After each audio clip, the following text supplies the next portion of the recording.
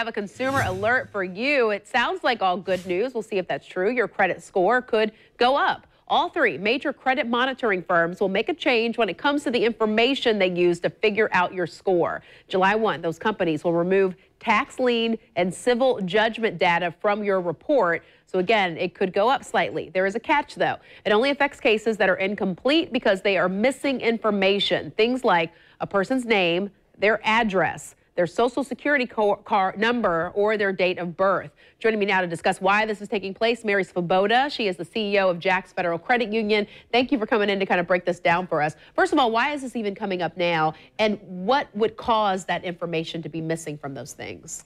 Good questions. Well, what's happening now is the Consumer Financial Protection Bureau is taking complaints for consumers. They've been doing so for several years. Right. And what they find is there's a lot of inaccuracies on people's credit reports. And so they're trying to address these things in the auspice of consumer protection. And so they found that one of the most common errors on credit reports is regarding tax liens and judgments, as you just said. The reason is that that information is actually furnished by other parties. In other words, the IRS doesn't furnish necessarily the tax lien information directly to the credit reporting agencies. And so because this is from these secondary furnishers, right, sometimes the information may not be completely accurate.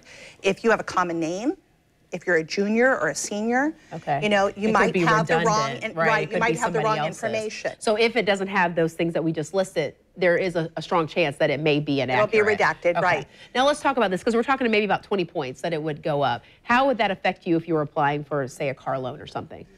You know, this is a great question.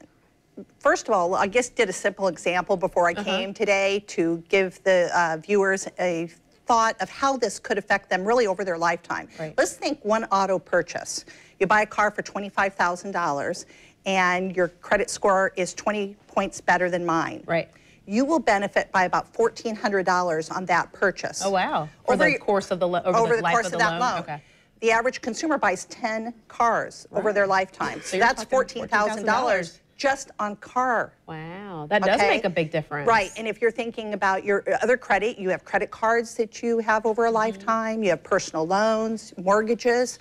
So the impact in the amount that you pay in finance charge could really be significant, yeah. One thing you said you did want to point out is what this really shows us is that we need to be checking our credit reports often. And if there is something that you want to dispute, actually do it, and don't just say, oh, wow, that's wrong. What am I supposed to do next? Right, right. Don't just stick your head in the sand and ignore it. Credit is very, very important. Your credit score is very important. It impacts the rates that you pay, as we've been discussing on loans. It also impacts your employment, insurance. You might not be able to rent a property that you want to because you don't have a good credit score. So consumers really do need to focus on what's on that credit report. Now, and how do you fix it? If you see something on there that you know is wrong, how do you go about reconciling that? What your viewers want to do is go to annualcreditreport.com. Okay. This is a website that's been created by the three agencies that you mentioned at the beginning of the segment in conjunction with the government to allow people to go on and get a copy of their credit report. They can get one from TransUnion, Experian, and Equifax each year. Okay. They should spread that out and do it throughout the year. Okay, and that way they can be really constantly monitoring what's on their credit report. Through that same website, they'll be able to get information about how to dispute. Okay. You can go directly to your creditor now and dispute directly. That was something that was just added a few years ago. Okay. But you can also follow the dispute process that's online. Mary, thank you. That's very good information. You just have to, like you said, be persistent and know that it matters, that score. If you know someone who might be interested in this information or you'd like to see it again, you can go on newsforjax.com a little later this morning and we will post it there. All right, time now to get caught up.